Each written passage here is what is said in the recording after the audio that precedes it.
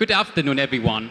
It's a pleasure to welcome you to this fireside chat on fostering innovation and collaboration in Tokyo's startup ecosystem for sustainability goals.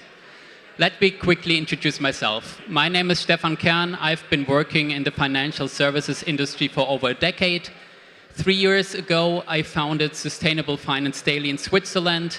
It's an innovation platform focusing on sustainability-related news and innovation insights. This session today brings together two extraordinary leaders from Japan's vibrant startup and financial ecosystem. Today, we will explore in a short chat how innovation and collaboration is driving sustainability initiatives, overcoming challenges, and shaping the entrepreneurial landscape of startups in Tokyo. Let me introduce our two distinguished speakers. Today, we are honored to welcome Hiroki Matsuda, a prominent leader in Tokyo's startup ecosystem, recognized for his expertise in fostering innovation. Currently serving as an incubation advisor at UTokyo IPC, Hiroki brings a wealth of experience in venture capital, entrepreneurship, and supporting startups on an early stage. As founder and managing director himself, Hiroki focuses on supporting the growth of startups, including principal investments, domestically and internationally, and driving sustainability efforts with large corporates.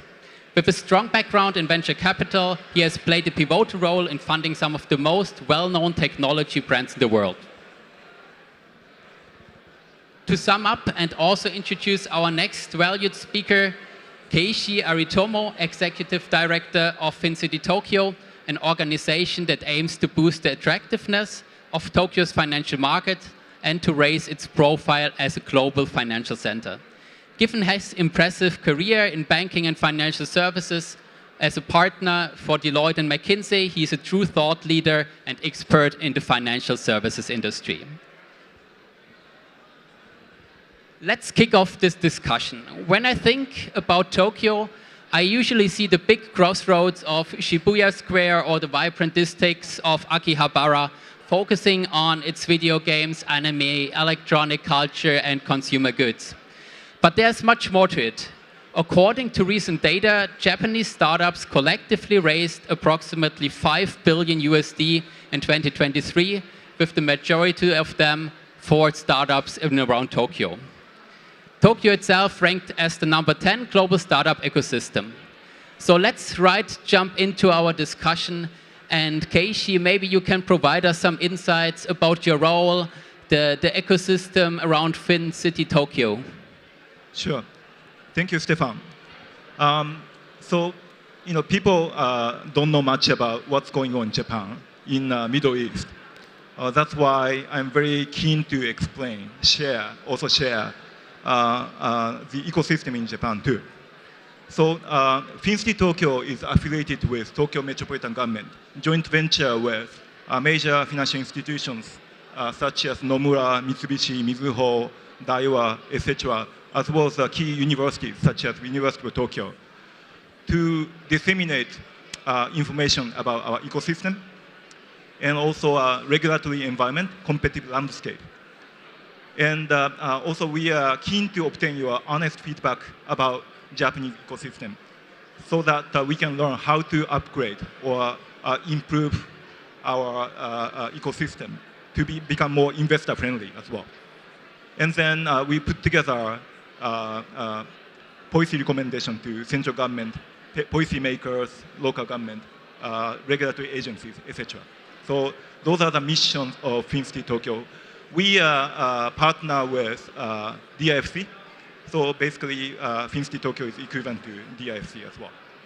Okay? Maybe also over to you, Hiroki. UTokyo IPC, it's big in the incubation business for startups. Can you shed some light how the structure looks like, what you are doing to fostering innovation in that startup ecosystem? Sure. So, hello everybody. I'm Hiroki from University of Tokyo IPC. IPC is kind of a venture capital arm, 100% backed by University of Tokyo. So my mission is fostering ecosystem, especially focusing deep tech and sustainability. So my role is basically incubation part, how to again foster the ecosystem, also how to bridge Japanese ecosystem and Japanese potential entrepreneur into global ecosystem. So heavily collaborate with Tokyo Metropolitan Government as well. Thank you for those initial insights. Let's try to deep a little bit more into Tokyo's startup ecosystem and what we can learn from it.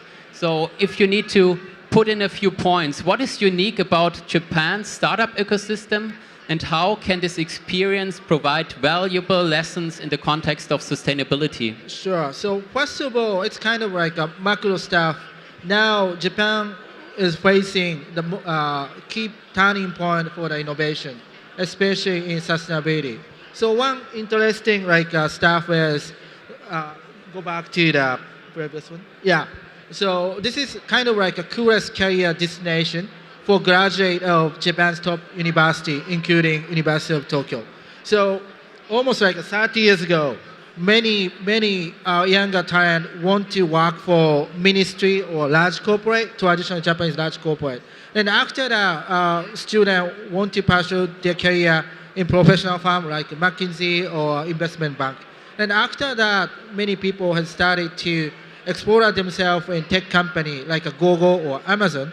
But nowadays, facing social change or importance of innovation, many younger talent has put on their career in startup. So this is huge momentum because in Japan, basically very conservative. So for example, 10 years ago, if I decided to go to startup as my first career, my mother or father got mad. Hiroki, please work for Mitsubishi or Sumitomo. But nowadays, such kind of social inertia is changing. So that's why, first of all, now Japan is in the very important turning point in innovation. Maybe you can also share, Keiichi, a few more insights about key players in the financial ecosystem and how they are evolving, bridging the gap maybe between corporates, startups, as this is always important to foster that collaborational aspect. Yeah, so I'm not directly answering to your question, but here's kind of a situation. Hold on, I prepared too many pages. Bear with me. Okay. So Japan has more than 3,900 listed companies, right?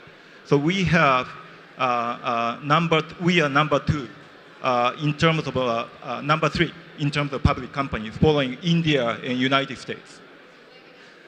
Issue is many companies, we have increasing number of entrepreneurs and venture capitalists, as described by Hiroki, but they tend to go public too early. So that's the situation. Corporates, especially CVC, and also R&D departments are quite keen to support entrepreneurs because IPO in Japan at Tokyo Stock Exchange is relatively easy. But the situation is we have so many listed public companies, but top large cap such as Toyota, Sony, Honda, Panasonic, those are global MNC, represent only 3.3% in terms of number of companies. They represent more than 2/3 of market capitalization. So that's the situation. But we have quite a few micro cap companies. We have to consider them as probably Series B or Series C from an international point of view, but they only represent a little bit more than 3% of market capitalization as well. So we have to debalance this kind of situation by having a larger IPO and also having a more long-term and sustainability post venture capitalists as well, so that we don't have to rush into IPOs in Japan. So I'm not necessarily answering your question, but large corporates are very keen to support startups, but startups, they are not necessarily patient enough or sizable enough to wait until those startup companies to grow sufficiently before IPO.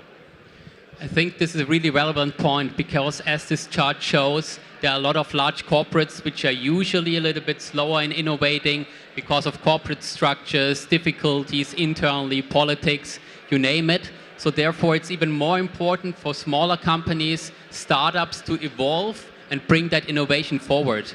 And maybe to you, Hiroki, Yes. startup incubating, can you shed some light here how the process cooperation works with startups and how you involve small companies into that space of big companies? Yeah, so first of all, sustainability is very important issue for Japanese large corporate. So compare with software-based startup, sustainability startup or innovation is great business opportunity or great frontier for large corporate. So for example, when I work for BC in the Silicon Valley, and I almost every month introduce great, for example, fintech startup or software-based startup to Japanese large corporate. Their reaction was these startup are disruptor, so almost like enemy for them. But in sustainability stuff, I mean, startup in that space or innovation in that space, again, this is great business opportunity for large corporate. That's why now Japanese large corporate seriously took the opportunity in this space. So also, sustainability businesses, potential market would be global market, right? In Dubai or in the States, in the Europe, because this would be the common issue for all over the world. So that's why the necessity integration with outside market of Japan would be crucial. So Aitomo-san pointed out, now Japan is struggling small scale of IPO, but one direction to solve this issue would be collaboration with foreign investor from Middle East or Europe or United States. So basically, large corporate feel the potential and the opportunity. Also, market itself very welcome for overseas commitment in Japan in sustainability space. Maybe let's talk as a next step a little bit about challenges, especially for small companies when they start with a sustainability-related topic. Is there anything which you would like to raise as a topic for challenges which startups, especially in the Tokyo ecosystem, see, compared maybe also to other parts of the world? Okay. So on the left-hand side, here's the current situation. So as we mentioned, we have increasing number of entrepreneurs who are very different from a traditional conservative youngsters, graduating from top universities, wanting to join government agencies or large companies. They are passionate to address social issues. So they are genuinely sustainability focused. However, because of our immature startup ecosystem, they tend to go public too early. And because they are too premature as a public companies, they don't have internal capabilities or resources to be able to effectively engage international LP investors as well, right? So that's the issue. And because they don't know how to communicate, how to engage, and on top of the language issue, Japanese understand English, but they are not used to proactively communicate in English as well. So as a result, they tend to have insufficient market capitalization and insufficient liquidity.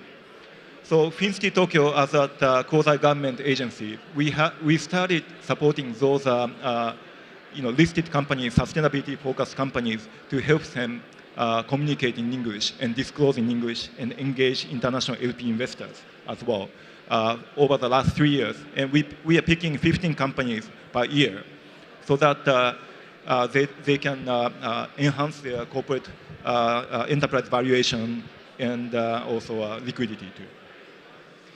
Yeah, so I think it outlines quite well how important it is to have that cooperation aspect around small companies, also with established players.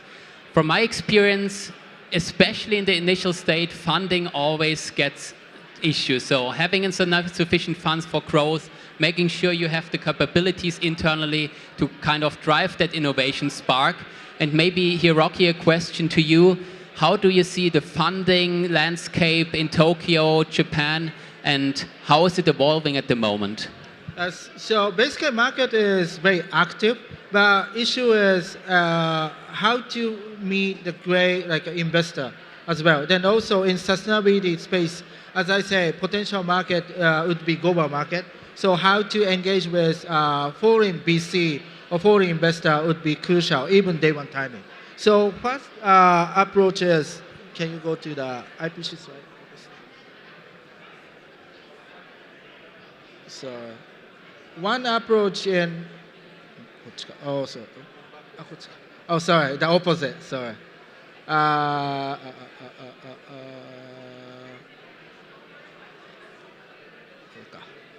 Sorry, the one approach of University of Tokyo is we organize consortium called First Round.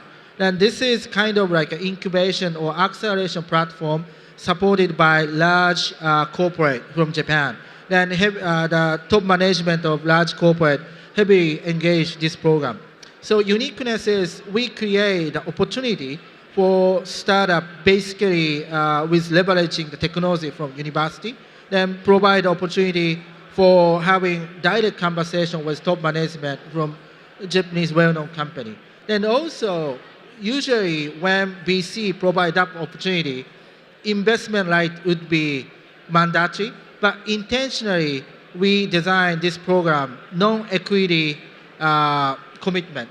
So if through this program, if startup feel the importance of University of Tokyo IPC, we're happy to have investment discussion. But before that, we don't put on our a condition on the startup. So that's through this system, again, we provide opportunity for startup to meet great large corporate management. Also, we provide the free flexibility for funding opportunity for startup. Then also, second point, as I say, how to engage with foreign VC or foreign investor would be crucial. That's why now University of Tokyo IPC and myself collaborate with Japanese Cabinet Office, then developing fellowship program with well-known US or Europe VCs.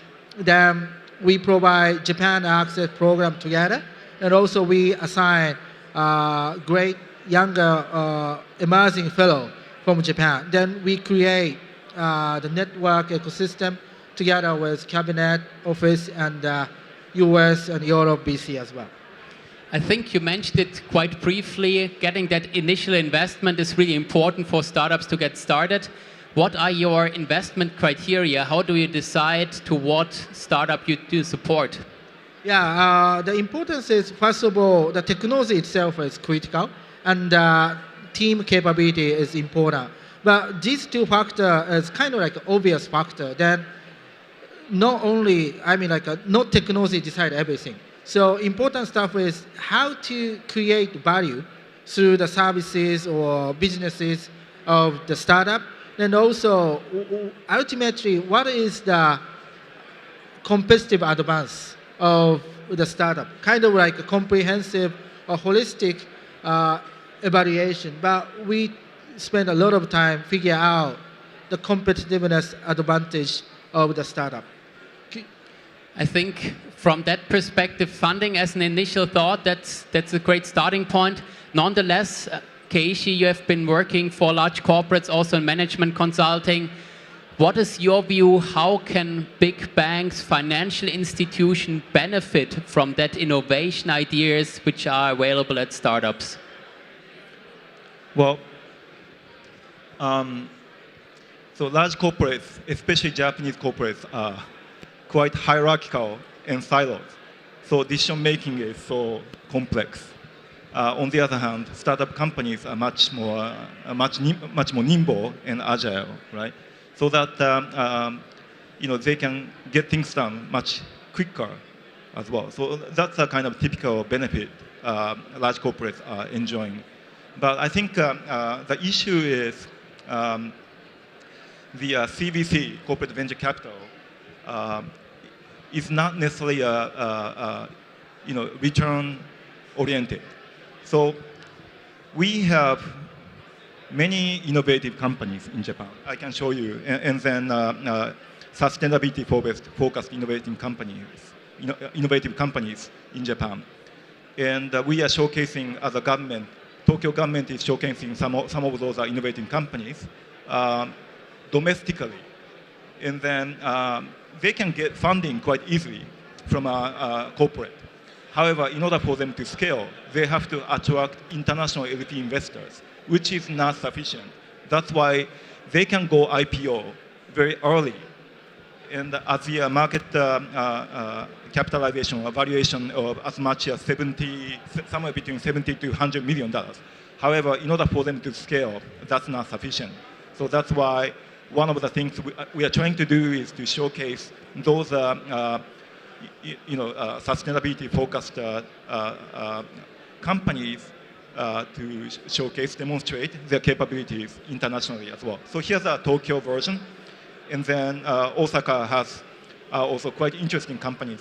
For example, AVP is that they are using plant-based protein to be able to light up the street so that you don't have to use electricity as well, right? So technology is very interesting, but it's not necessarily well known overseas. So we have to be able to promote more to overseas international LPO investors as well.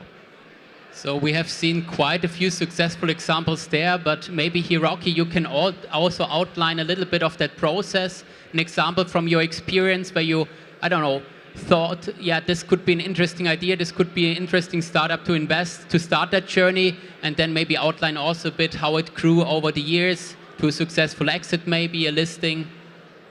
So one of the interesting stuff in the sustainability world is like a praise technology born versus like a praise technology would be used sometimes different. So I mean, again, potential market of sustainability startup would be global market. So this is one example of University of Tokyo's IPC portfolio company called HarvestX. So have you eaten the Japanese strawberry? It's very tasty. But now in Japan, many farmer of strawberry or fruits industry facing the risk of climate change, like a temperature change or flood or typhoon or something like that. So one approach is let's create plant factory. So not only for the vegetable, but also like even strawberry. Many farmer or many local government try to build plant factory as much as possible to, to mitigate the risk of climate change. But like a general issue is pollination. So even in the plant factory, we use the honeybee for the pollination. But compared with natural environment, inside a plant factory, honeybee feel very strong stress, also like a difficult to control their flying like a path.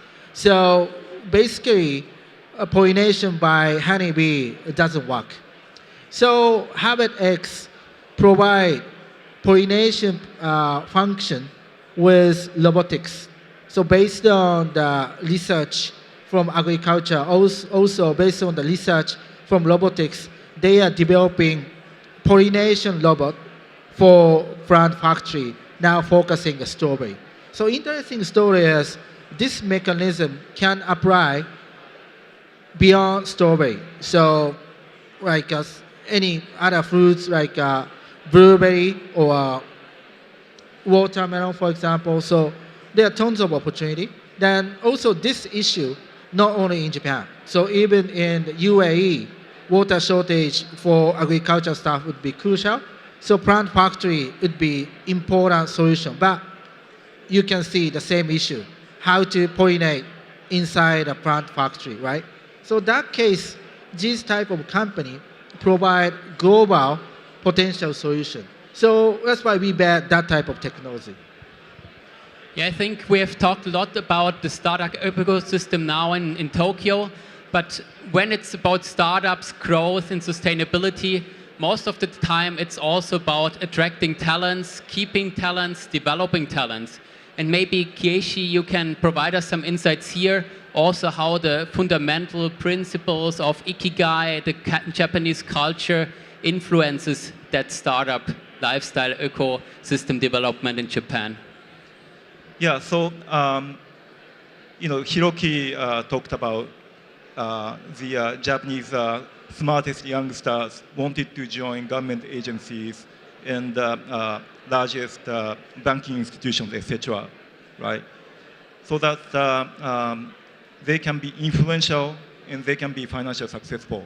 But in Japan, we have a concept named Ikigai, which is an intersection of you do what you love, and you do what you're good at, and what you do you can be paid for, and also good for the society. So this is a kind of sustainable lifestyle. And the test you can have to make sure that you have sufficient Ikigai is you get excited when you wake up. If you don't have Ikigai, you feel really depressed when you wake up, right? So do you have Ikigai? That's a question. Yeah? How many of you have Ikigai? Yeah? Good. Excellent. And Ikigai is one of the very few internationally accepted Japanese language, such as sushi, karaoke, and anime. Those are Japanese, everyone knows, right? But Ikigai is one of those. Ikigai research is not new.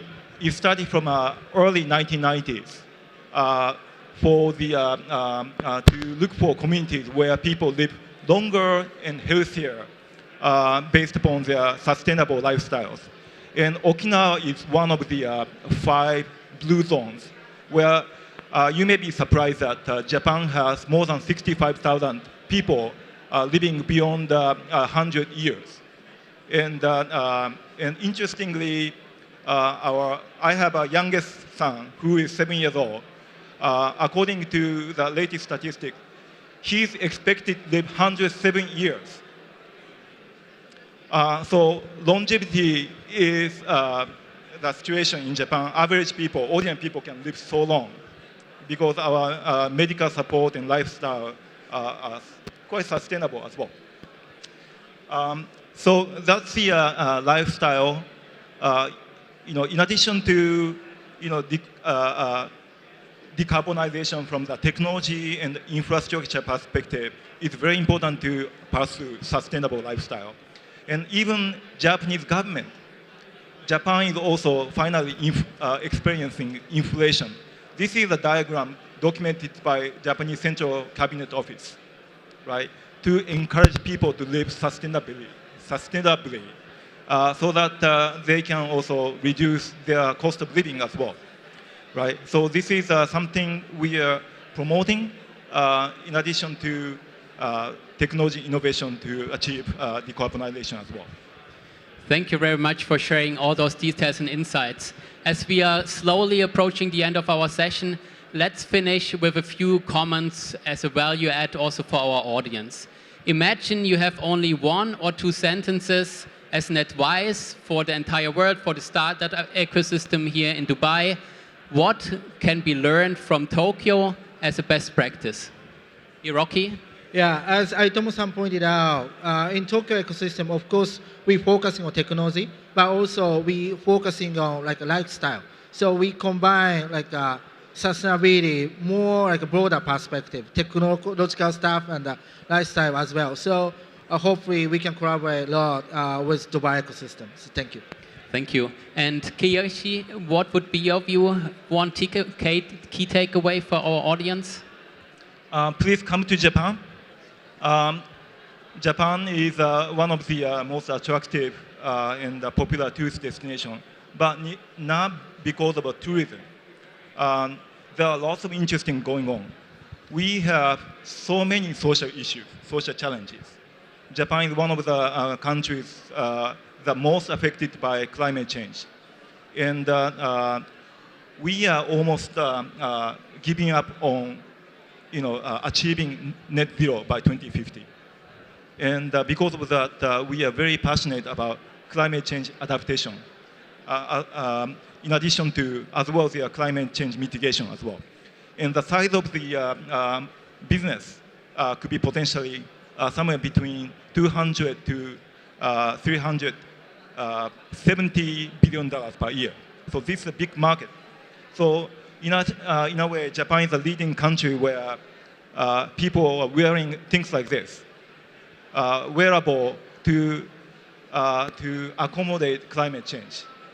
Seemingly, those costumes are quite ugly, but very comfortable.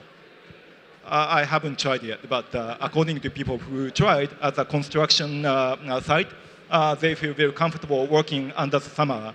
And even pets are wearing those one of those things, right? So there are some weird things going on in Japan, but not because Japanese are strange, because we are trying to address the climate change in a sustainable manner as well. So please visit Japan and then work with us. Perfect. Thank you very much. Thank you very Thank you. much for all those insights and sharing all those details about the Tokyo ecosystem with us. It was a pleasure to talk to you. I hope you enjoyed the session, get some inspiring insights, and I hope to see you soon. Thank you very much for joining.